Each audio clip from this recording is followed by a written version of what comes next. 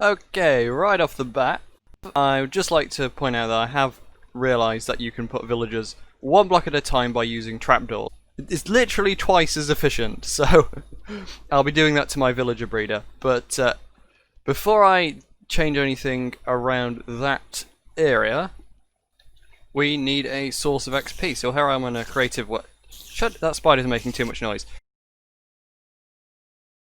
So here I am on a creative world. Just a second. Let's turn down hostile creatures. We need an XP source, so I'm on creative, as I've said about 10 times. Shut up, spiders are too noisy. And I'm ready to start designing this farm. So I watched a video yesterday about making a cave spider spawner XP farm. I want to improve on it slightly so that you don't just place like a slab or a block on top of the spawner, so that if they spawn on top of there, they get sort of washed down. There's a tripwire design that is based on one of Ilmango's videos, so there's probably 2 farm designs I'm going to be incorporating. We'll see, but anyway, I'll be putting a link to both of those videos in the description when I've got working on it. Okay, I've just checked out Ilmango's video, and it doesn't really make any sense because these guys are less than a block tall. So basically the idea is that for 2 block tall mobs you have water that flows on the bottom block of the spawn, where the spawner is on top of the spawner, and then the block above that you have string which connects to tripwires. So it's just going to be a case of putting a slab on top of the spawner. Oh, okay, I've been testing this thing out on survival, and well, as you can see from my health bar, these cave spiders are devious. Even when you go down here to collect XP, you've got to watch out, because they will get you, which is unusual for farms. So now we're just hop over to building this in survival mode. Well, that's going to be fun, isn't it? Okay, I've just remembered what I said in my last episode. I've got some tidying and cleaning up to do. Okay, I've just started breaking this down, and I need Silk Touch for the glass, and I think I need Efficiency for the cobble, because look, this is how long it takes to break a cobblestone block, even with a diamond pickaxe. Right? Okay, it's not that slow, but I mean, yeah, it's worth waiting until I get Efficiency, right? Okay, right, well, I've built all the area, I've built the bounding box, I've built the killing area. Now all we need to do is break some cobble and break some torches, so I think I'll start off with the torches in the corner, breaking those. Can I reach it from here? I absolutely can. One of them's already spawned. How am I supposed to do this if they're going to spawn on me? Fortunately, I do have a bed down here, but how am I supposed to do this if they're just going to spawn? Okay, I can break this torch, right? All right, okay. Break these torches. Okay, let's break this cobble, this stone, this torch. Now it's dark in here, and I'd better watch out. Okay, I think that's everything. Right, block that off, and here we go. Look. Right, now they should all end up, in theory, over here. Is that right? Are they coming through? Looks like it. Right. Yeah, there we are. Look at this. Lovely. This is just a temporary measure. This is just so I can get really good tools so I can go mining. Let's get Oliver's Guardian Farm. Most of this episode is just going to be me mining. Okay, we finally got to level 30. We've only been poisoned about 15 times. It's impossible to collect the XP without getting poisoned by these guys. Anyway, we're on level 30, and that means we can get Efficiency 4. Hopefully get Unbreaking of some kind. Unbreaking 3! Oh, that is nice. Okay. Now all we need to do is add a mending. I'm just going to have to repair this up with this farm, and then when it's back on full durability, we can start on a good old mining spree. Okay, right, so I've got a fully repaired up sword, I've got a fully repaired up pickaxe, I've got a Silk Touch iron pickaxe for when we find some diamond ore, and I've got a nice enchanted shovel, and it's time to go mining.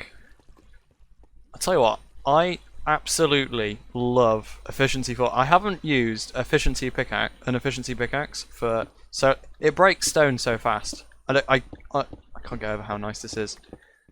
I mean I've got Efficiency 4 on my single player world, but I've been playing Nexumcraft, so it's so satisfying. It's so I know this is like normal. It's not even insta mining, but anyway, enough of me enjoying how fast efficiency is. Time to actually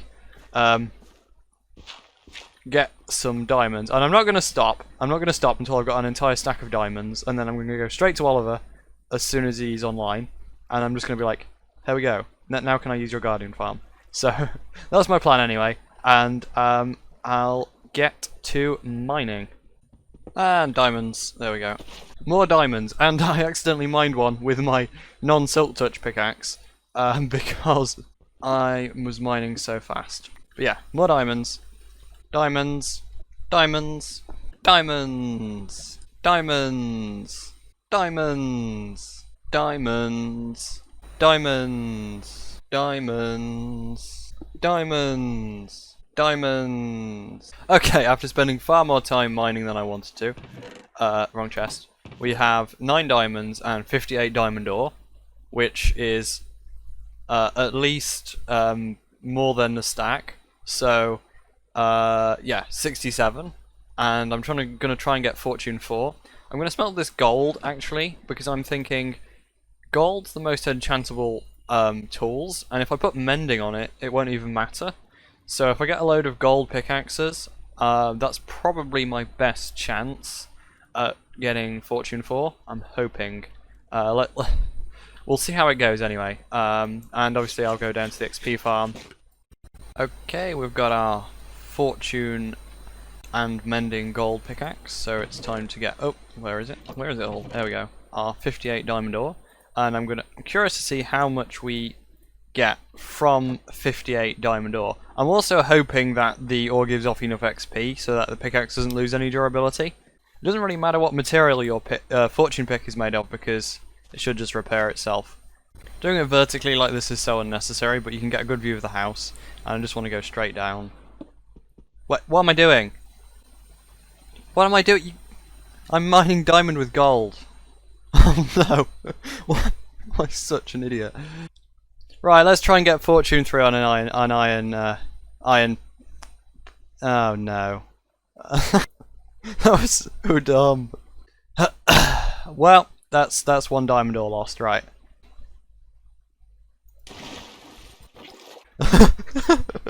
If someone comes online and just flies past and just sees this gigantic tower of diamonds. So 57 diamond ore with Fortune 3. How many diamonds we get?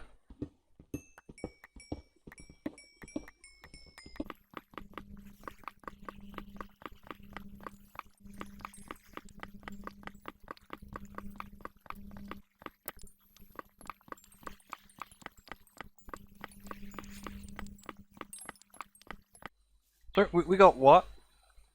2 stacks and 6 diamonds. I didn't know you got that much from Fortune. That's an average of... Just a second, let me work this out.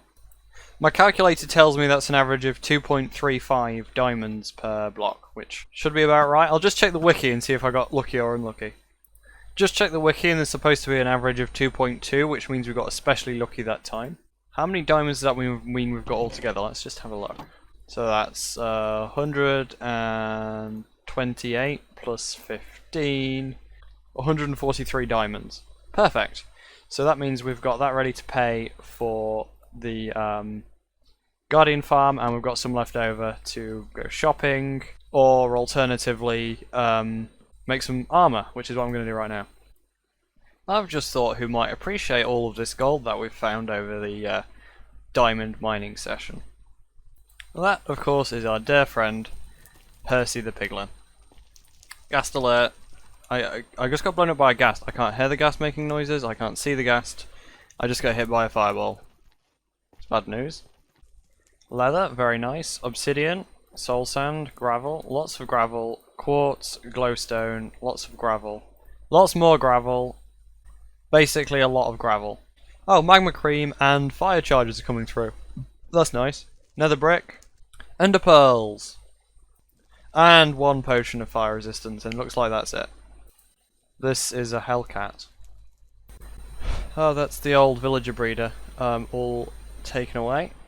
That's good news, and I think next episode will be us, first of all, mining all of the resources other than diamonds, because all the gold, iron, redstone, coal, everything that I passed while I was mining for diamonds got left behind, so I'm going to collect all that up next episode, so we should have tons of resources there.